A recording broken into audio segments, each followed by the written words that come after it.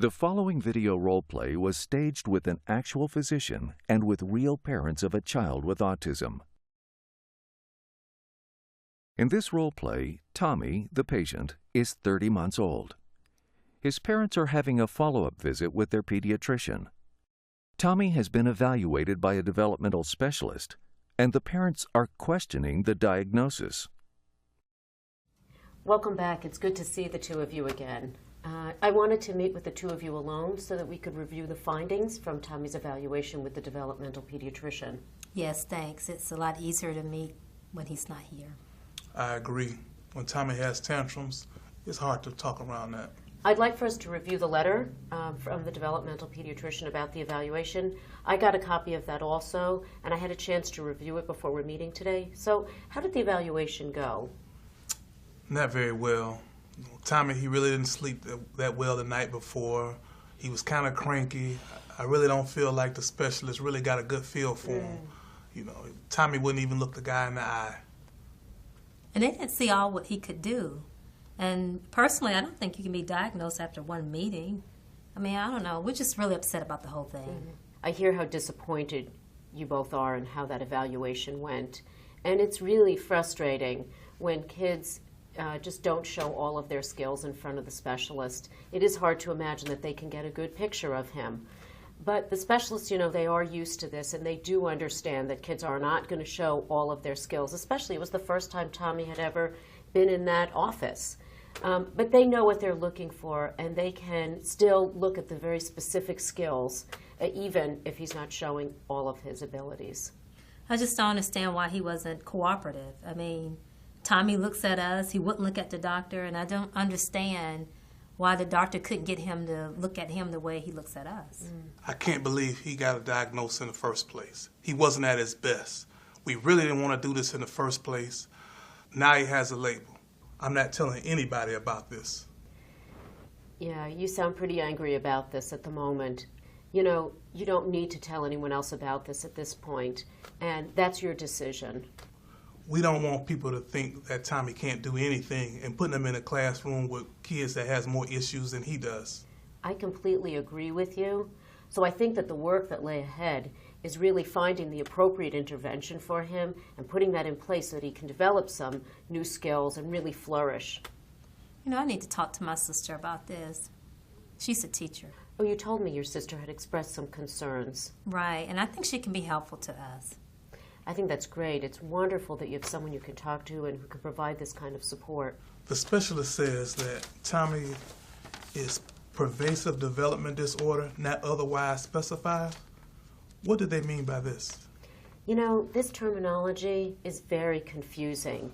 When we talk about pervasive developmental disorder, not otherwise specified, or PDD-NOS, this falls under the umbrella of one of the autism spectrum disorders.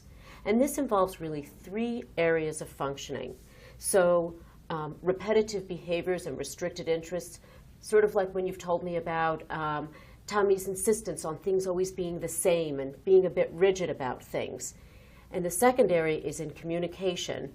And Tommy's had some delays in acquiring language. I know he's gaining skills now, but he's had some delays. And then the third area is around social skills. And so that might speak to some of the things that you had indicated, remember when you filled out the MChat, that Tommy kind of prefers to play alone, doesn't really like it when other kids kind of invade his space. I don't agree that he's autistic. I mean, he knows way too much for that. He knows his shapes, he knows his colors, he knows his letters. He's not even 3 years old yet. I mean, we think he's ready for kindergarten. You're right. Tommy is such a bright and clever little boy. When we talk about the autism spectrum disorders these days, we're talking about a very broad spectrum of children. And Tommy has so many abilities. He knows his shapes, he knows his colors, he's learning his letters. These strengths will really continue to serve him well as he grows. Can we talk about the diagnosis again? Like my wife said, it just doesn't add up. Yeah, let's take a step back and let's review what autism spectrum disorder means, and then we can figure out what this really means for Tommy. Good, because I'm still confused. Okay, so remember there are 3 areas that we really focus on when we're talking about autism spectrum disorders. So the first is communication, and remember Tommy had some delays in acquiring language. And the second area is around social interaction. And you've told me about how Tommy often prefers to be alone, to play alone. It doesn't really like it so much when kids start to invade in his space.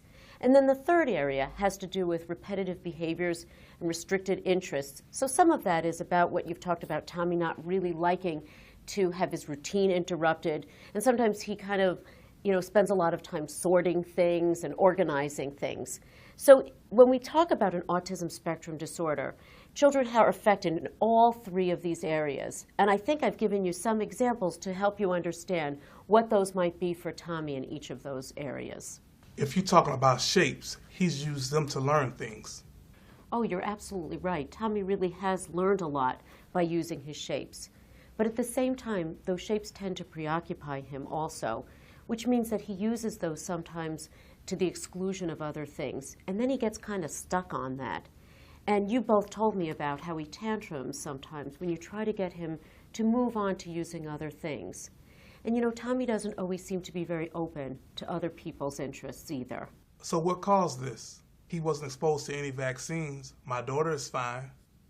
There's an awful lot we still don't know about what causes autism, but the research suggests that vaccines do not cause autism. Don't you think we're overdiagnosing? I mean, that's all you read about. I mean, why such the increase? You think it's something in the environment? Well, we do know that there is an increased number of children who are being diagnosed with an autism spectrum disorder, but this could be due to a number of different things. So, for example, the criteria that we are using to diagnose children has become broader, and the age that we're diagnosing kids we're doing a better job of picking kids up earlier. And in the past, children may have been given a different diagnosis instead of an autism spectrum diagnosis, or it is possible that there is actually an increase in autism spectrum disorders. What's going to happen to Tommy? Should we put him on a special diet or vitamins? I think what you're going to find is that you're going to see a lot of different kinds of recommendations on the internet, when you talk to other parents and friends and family, and in the books that you read. Are vitamins safe? And, should we have him tested for lead? I think it's a really good idea to have Tommy tested for lead. And if you choose to use a vitamin, use only a regular children's multivitamin.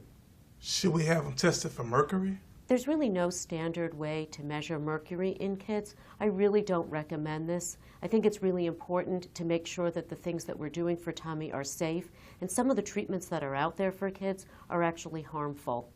I'm still worried. I've heard about mercury causing autism in kids. There's no evidence at this time for a role for mercury in causing autism. What we do know is that the standardized treatments today that have been shown to be effective are early intervention. But it's really difficult for parents to try to sort through all of these different treatments that are out there and try to make sense of it. And I'd like to be available to you to help you to try to understand some of these things as you kind of go down this road. It's really okay that we don't have all the questions sorted out today, but I'd like to stay in touch with you about this, and I'd like to follow up with you in a few weeks just to continue to hear how things are going. And I really want to thank you for coming in and just talking so openly and frankly about how you're doing with hearing all of this and going through the evaluation. And I really appreciate that you went through this evaluation even though you had a lot of reluctance to do that. So thanks for coming in today. It was good to see you.